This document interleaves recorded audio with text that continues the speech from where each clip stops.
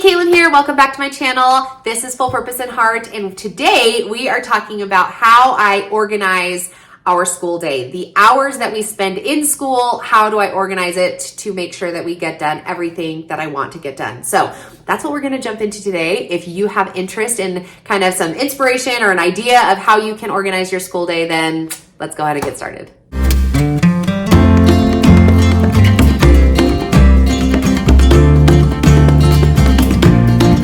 Okay, so we're just going to kind of go through how I plan my day. My school day looks a little bit similar to how it used to look, I think. I've evolved as a homeschooler, as all of us do as we homeschool. But one of the biggest questions that homeschoolers, seasoned homeschoolers get is, how do you teach all of your leveled children in one school day? How do you teach the sixth grader and the first grader and get all of the information in? And I think that first of all, it just comes with time. You practice. But I don't know. I'll just tell you how I do it and how I've kind of organized our day. There's lots of different strategies. The internet is full of strategies, especially since homeschooling has become a larger topic here on YouTube. So hopefully what I have to share with you here will be an idea, something that a quiver you can put in an arrow you can put in your quiver, so that as you plan your own school day, then you can take some of these ideas and modify it for yourself. So when we do our school day, I've designed our school day this year into 3 chunks. The morning chunk, then family school, and then grade school is how I've organized it. When I plan our school week, I plan it morning school, family school, grade school. That's how I plan it. So I have a few tools that I use to help me plan. Let me show you. I forgot one. All right, these are the 2 tools that I use to plan. I have my child's tracker sheet. This is her morning school. Then I have my family homeschool scheduler or whatever planner. And this is where I'm going to plan both our family school and our grade school. Because of how our school day is run, I have my own children's assignment tracker because their morning school and their grade school is kind of independent. And I just want them to know what assignments they're supposed to be doing. So that's why I have their own, okay, now we're all stuck together. That's why I have their own independent ones. Of course. How did this even happen? Okay, that's why they have their own independent ones. This one I have actually made, how many years has it been? I don't even know. I think it's been 6 or 7 years that I've been using this particular planner. And every year I change it. I mean, sometimes it's a simple change, like I just change the color scheme and the cover. But I've added pages. I've taken some inspiration and tips from other, people who've made planners and thrown them in for myself. So I've made this so that it's available on Teachers Pay Teachers, and I've made it so that you can have access to all of the stuff that I am using because I am currently physically using this. If I feel like I want to add a page for my own planning purposes, then I throw it in to the file and you get the download as a previous purchaser. So you buy it once and then you get all of the updated downloads as they come in. I do it about once a year. So anyway, it's been a really fantastic resource. I try to, keep it affordable. So anyway, that's on Teachers Pay Teachers. As I'm showing you and walking you through our day, then you know how I use this and how you can get one for yourself if you want to. I have a few color schemes now. I think there's like 4 different color schemes and maybe like 8 different covers now. Anyway, it's kind of a fun resource. So there's a shameless plug for my own products. Okay. When I plan, let's start with morning school. Okay. So morning school happens in the morning. I have a time of the day set aside, told to my child, communicated to my kids, this is the time that you need to have your morning work finished. And their morning work includes chores, breakfast, personal care, all that kind of morning stuff that you typically try to get your kids to do in the morning. But it also includes 3 of their school items. And I've talked about this in previous videos, so if it's a repeat, then I apologize for that. So I designed this. I use PowerPoint for any time I design anything. So if you're like, Kaylin, how did you make that? Or where did you get that? It's just like a table. And then I threw some colors in there and I use PowerPoint. So these are just images that I got on Google Images, slapped it on, and then arranged it so it was behind the table. Likewise, Google Images, put it behind the table. So that's how I created this document. Then in the table, I just write down each of the subjects that I want my kids to do, okay? So I've organized their morning school so that every morning they complete their journal and their spelling work. Side note, if you want to see what their morning school looks like, I have each of my kids' grade level morning work in their level. So if you want to watch 6th grade, then go to that video, 3rd grade or 1st grade. I'll put the playlist up here in this corner so then you can binge watch the playlist if that will be helpful for you. Okay, so every morning they do their journal and their spelling, and then rotating throughout the morning, they'll have either their geography, or their handwriting, or their, what's the other one? Geography, handwriting, I don't know. I guess there's only 2. We used to be doing the financial literacy books from Evan Moore, which I've talked about extensively on the channel, but as I've said, it's just turned into be a little bit more challenging. So now I'm trying to rotate that in with the kids' other work a little bit later. So anyway, so that's what I put on here, and then they know that they need to have their morning work done by 10 o'clock. We try to get it by 9:30, but 10 o'clock is a hard stop. Now, we went through a season where my kids were not doing their morning work. Then you're like, well, what do you do if you show up to school and the kids haven't done their morning work? I was getting really frustrated because this was a season that we lived not too long ago. And I was like, look, I don't want to be doing school until 3 in the afternoon because we're spending all of this time where you should have done independent work and you didn't. So we came up with a system where if my kids did the prescribed things that we wanted them to do, then they earned a point. As they accumulated points, then they could earn prizes. Those prizes were always like educational toys and or games. So we had like a family store. So that kind of helped implement or like create those habits. And we did really well for about 3 months. Then the holidays hit and now it's the new year and we've kind of slipped on those habits. So we need to refresh our family store and kind of reinvigorate the point system. It's mostly on me because I've just stopped tracking points, but that's a suggestion and it worked really great when we actually executed on it. We've become lax again. So, but it could become a problem, especially if you've never done anything like this in your family before, where the kids have school where they need to self-start and not necessarily have like, okay, like let's start school, kind of a beginning of the day. So that's the first part of our school. I've organized it so that we always get in our journal writing. It's kind of like creative writing, our spelling, and then throughout the week, geography and handwriting. Okay, so that's morning school. Then at 10 o'clock is when we have family school will start. That's when I am ready. I'm in the classroom. We're ready to get the ball rolling. And we do family school kind of in a couple of segments as well, because that's how we work. So when I plan my family school, I have it here in this, you can see I have Christmas school written up on top, but clearly I didn't plan anything. Okay, for the point of the video. Okay, so I have Monday through Friday listed here to create the rows. And then the columns, I've got family school, which is our morning basket. The Eye in the Sky, again, check that playlist and it will have the morning basket for this year, what I have in there. And I'll tell you in a second how I plan that. Anyway, then I have our history study and our science study, and I'll show you what I'm gonna write in each of those as we go. There's lots of different ways, too, in my brain right off the top of my head of how you can plan your week. I am a pre-planner. I like to fill out my planner 1 week at a time based on what I want to accomplish over the course of that week. Lots of times we don't accomplish everything that I had written down, but I do like to have a plan of like, here's what we're going to do this week, this day, this day, this day. So it's kind of a flow. Another way that you can use a planner is retroactively or post planning, meaning that you had your school day and then when everybody's finished and you're wrapping up, then you go to your planner and you write down, here are the things that we did on Monday. Then on Tuesday, same thing. Okay, then you write down, here's the things that we did on Tuesday. So that way you have a log of your learning, and that's really helpful if you have to turn stuff in and as like a portfolio. But I'm a pre-planner, so that's kind of how I plan to do it. What I've done to help with my pre-planning, is I have these sticky notes, or what are these? Post-its kind of in the back of my thing, where I've just made a list for some looping.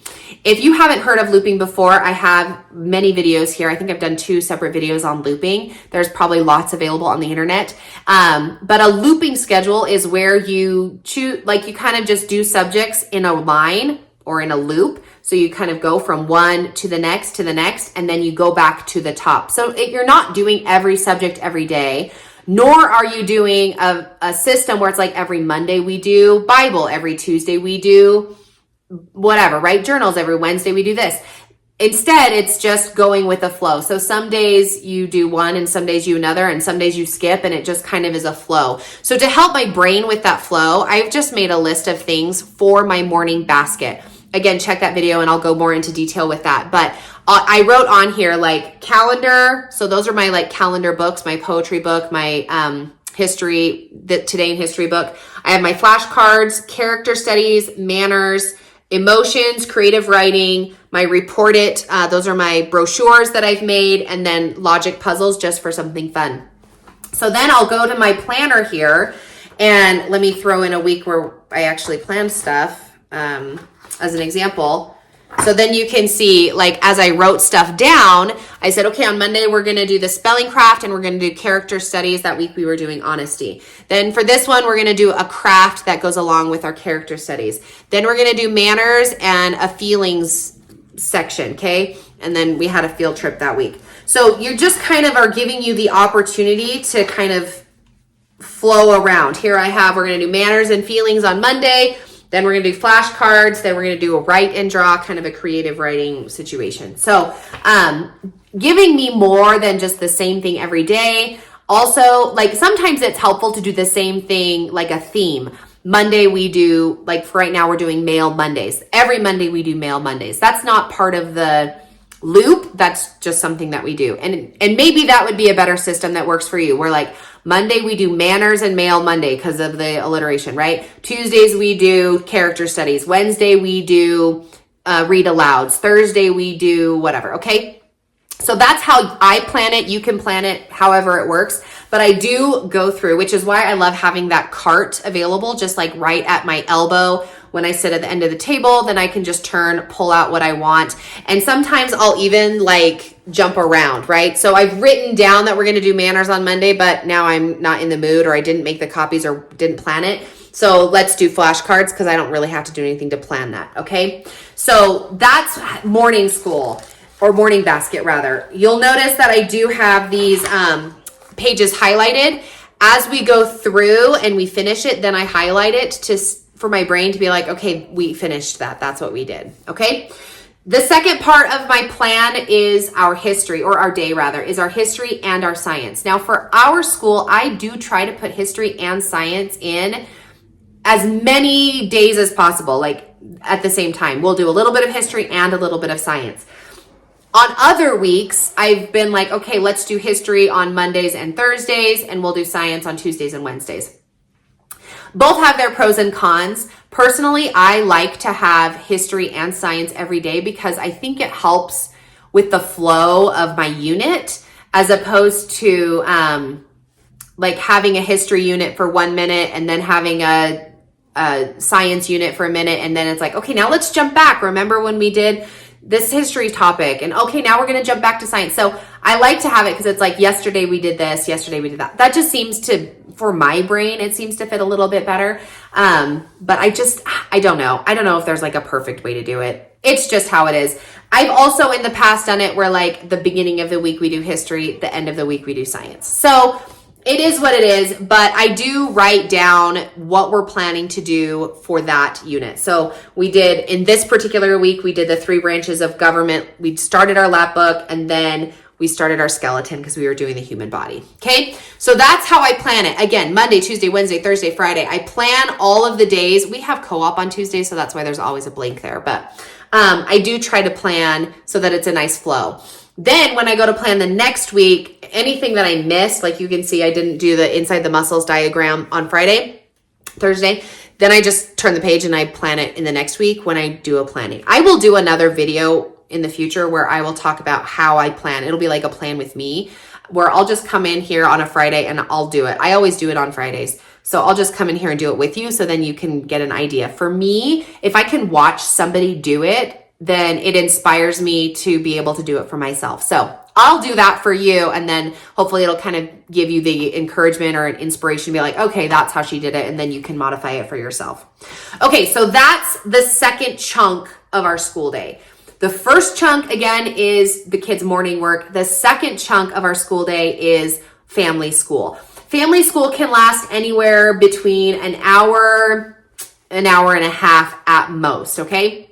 If we're really into whatever subjects we're doing, we're talking a lot about it. But typically, if we've gone more than an hour and a half, let's say it's about 11:30, then usually at that time, we start school at 10. So by 11:30, I kind of am like, okay, we're either A, going to drop whatever subject we didn't start, or B, we're going to wrap up where we're at and then pick it up on the next day. So you do have to kind of, as a teacher or a facilitator, figure out how to find those stop points and be okay with stopping. I have been in seasons of life where I'm like, but it's just so good. We're talking so good. It's so good. We just keep going. And please don't feel like a clock has to stop you if the conversation or the discussion or the learning is so good and enriching. But most of the time I have found, in fact, almost all the time, barring a few exceptions, by 11:30, by an hour and a half, my kids' brains are a little restless. We're all kind of like ready for a break. So depending on the attention span of the kids, then we'll move to the third section of our studies, and that's going to be their grade level work. So I have that on the second page here of my planner, and I do go through and write down what lesson numbers or read alouds or whatever it is, like projects that my kids are working on that they need to continue, or what lessons I want them to do during the course of the week. Again, I highlight them as they do them.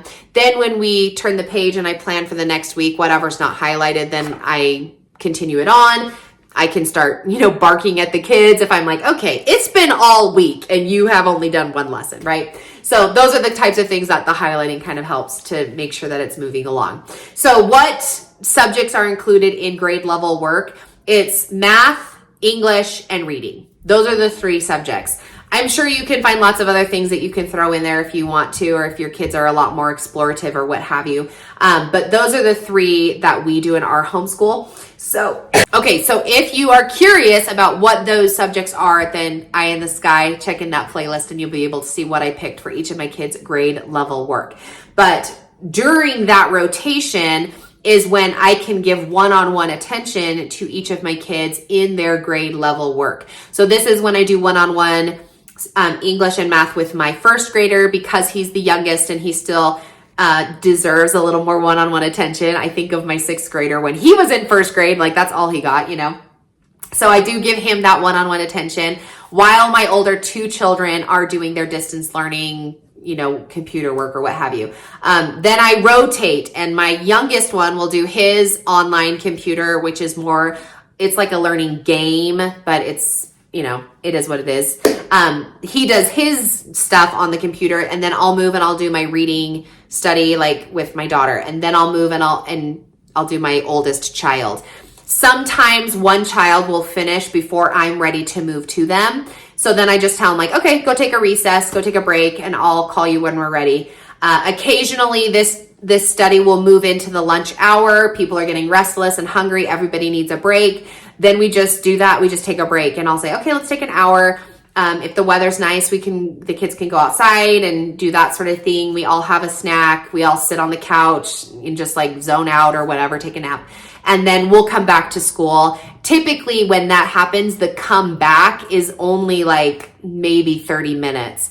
And sometimes it's only just one child has to come back and finish with me and do one other activity or what have you. So anyway, that's how we've scheduled our day. It works really beautifully when we're all like tuned in and having good school days.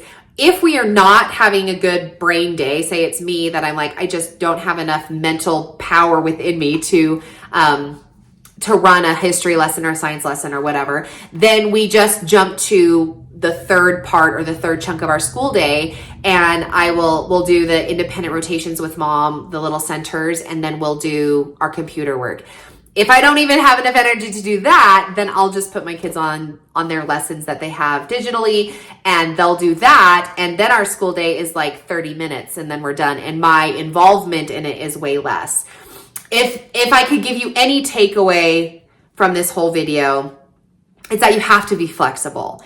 And homeschool is all about being flexible, because there will be days that for no reason at all, it's just not in you to be able to run a school day as you have planned. Then you can do something different. And even that may mean just playing outside all day and having a picnic and experiencing wherever together, right? The beach or the mountains or the park or whatever it is. Sometimes that is your school day.